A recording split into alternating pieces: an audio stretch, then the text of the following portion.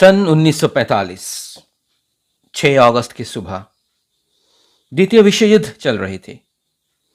Japan की Hiroshima शहर धीरे धीरे जाग रही थी।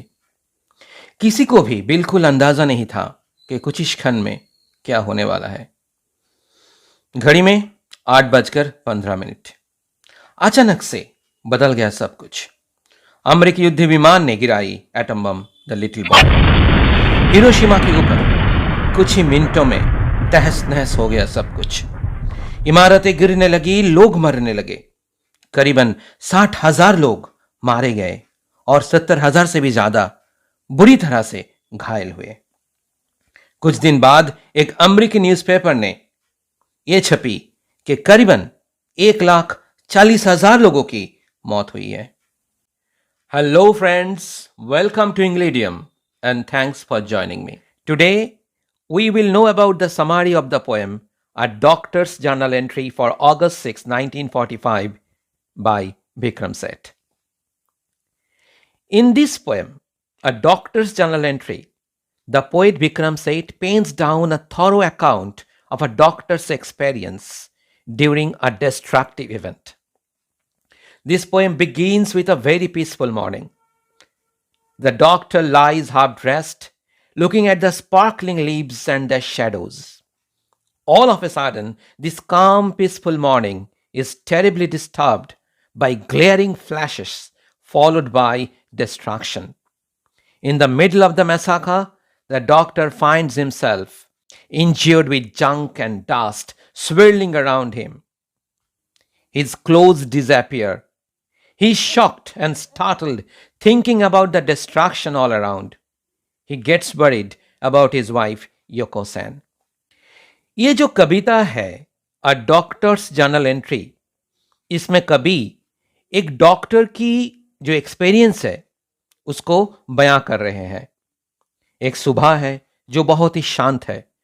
डॉक्टर अपने नाइट ड्रेस में सोए हुए हैं और बाहर चमकते हुए पत्ते और उनकी परछाइयां को देख रहे हैं।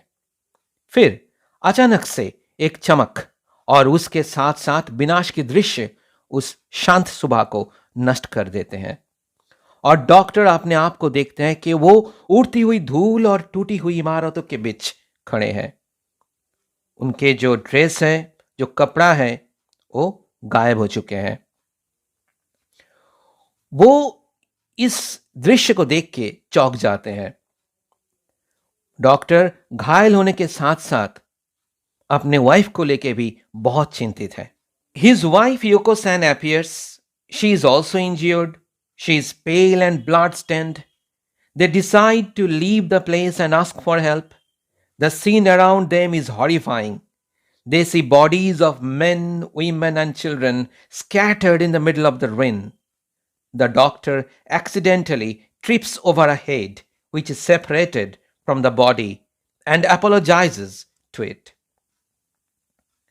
डॉक्टर के वाइफ योको सैन वो आती हैं। वो भी इंज्योर्ड है, खून से सना हुआ, डरी हुई। वो दोनों अपने घर को छोड़ के मदद के लिए आगे बढ़ते हैं। आसपास की जो दृश्य है वो भयानक है। उस बर्बादी के बीच में आदमी, औरतें और बच्चे भी है। देखो यहां पे ये जो दृश्य है ना वो कितनी भयानक है, कितनी खतरनाक है। जहां डॉक्टर जो है उसकी पैर एक सिर से टकराते हैं, जो सिर जो है, जो मुंडी जो है वो अपने शरीर से अलग हो चुके हैं। They see houses falling down and fire spreading, supported by the wind. As they decide to go to the hospital, the doctor's injuries delay his movement. He becomes extremely thirsty, but no water to be found. Slowly, his strength comes back and he moves forward. Then a soldier offers him a towel. Doctor देखते हैं कि मकानें गिर रही हैं और आग हवा के साथ साथ और भी फैल रही है। वो अस्पताल की ओर चलने लगते हैं, लेकिन चोट की वजह से डॉक्टर की मूवमेंट जो है वो बहुत स्लो है। उनको प्यास लगती है, लेकिन वहां पीने के लिए एक बूंद पानी भी नहीं है। फिर धीरे धीरे वो थोड़ा ठीक होते हैं और चलने लगते हैं। एक सोल्जर उनको एक टॉवल देते हैं जिससे वो अपने शरीर को थोड़ा ढक सके। The doctor is so tired to go anymore. He asks his wife to move on. He feels lonely in her absence. He sees a strange sight of people. Some look like ghosts, others scarecrows, and they all are silent because of the pain and agony. They walk with their arms stretched to avoid friction on their burns. Doctor बहुत ही थके हुए हैं. वो अपने wife को रुकने के लिए मना करते हैं. साथ ही साथ वो अकेलापन भी महसूस कर रहे हैं. वो एक अजीब दृश्य देख रहे हैं जहां लोग चल तो रहे हैं लेकिन सब शांत है. कोई बात नहीं कर रहा है. किसी को भूत जैसा तो किसी को स्केयर को, जिसको हम बिजुका भी बोलते हैं, स्केयर को जैसे वो लोग लग रहे हैं. हाथ फैला हुआ है. नहीं तो जो बांड्स है, जो घाव है, वो थोड़ा टकराव होने से, बॉडी के साथ टकराव होने से दर्द जो है वो और भी बढ़ जाएगा. शायद इसीलिए वो लोग, जो लोग जा रहे हैं, चल रहे हैं, जुम्बीज जैसा, एक भूतों जैसा, वो लोग अपने हाथों को फैल के चल रहे हैं, जैसे भी वो जो घाव जो है वो ना टकराए अपने शरीर से.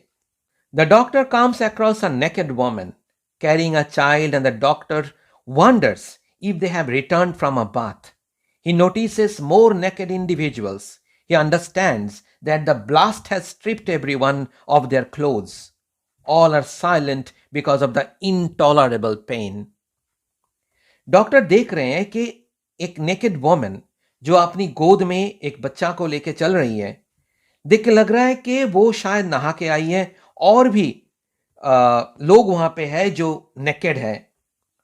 और ये डॉक्टर ये रियलाइज करते हैं कि ये शायद सब उस ब्लास्ट की ही नतीजा है, लेकिन उस असहनीय दर्द की वजह से सब शांत हो गए हैं.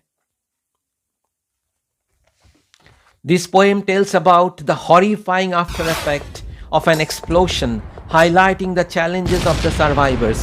This poem shows the sense of responsibility of a doctor and the personal struggle of the other victims. ये कविता एक बहुत ही भयानक घटना की बारे में बताती है और उस चैलेंजेस को बयां करते हैं जहां जो सर्वाइवर्स ने अनुभव किए थे, जिसका सामना किए थे.